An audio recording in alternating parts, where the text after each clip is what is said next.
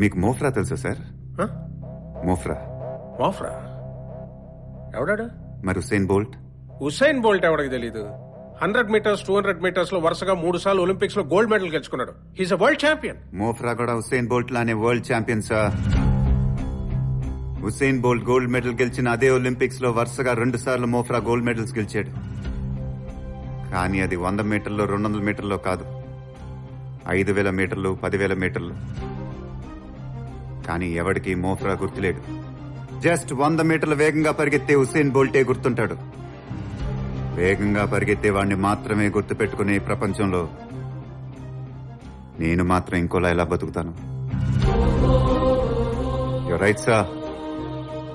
నేను వేగంగానే పరిగెత్తాలనుకుంటున్నాను. And I don't want to stop. Anyways, thanks for your concern sir.